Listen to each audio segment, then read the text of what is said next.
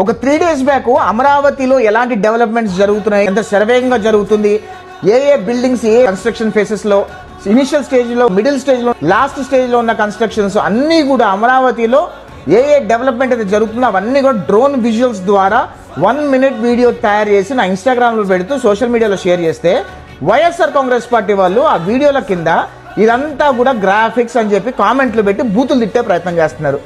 ఎవరెవరైతే గ్రాఫిక్స్ అని కామెంట్స్ పెడుతున్నారో, మమ్మల్ని బూతులు తిడుతున్నారో ఆ వైఎస్ఆర్ కాంగ్రెస్ పార్టీ వాళ్ళందరినీ కూడా నేను అమరావతిలో ఒక కొలిక్కొచ్చిన బిల్డింగ్ ఎక్కేదానికి ఆహ్వానిస్తున్నా. మీ అందరూ వైఎస్ఆర్ కాంగ్రెస్ పార్టీ వాళ్ళందరూ కూడా కట్టకట్టుకొని ఎవరైతే ఆ గ్రాఫిక్స్ అంటున్నారో ఆ బిల్డింగ్లు ఎక్కండి. ఆ బిల్డింగ్లు ఎక్కి మీరు అక్కడ నుంచి దూకండి. ఒకవేళ గ్రాఫిక్స్ అయితే మీకు ఎటువంటి దెబ్బలు తగలవు.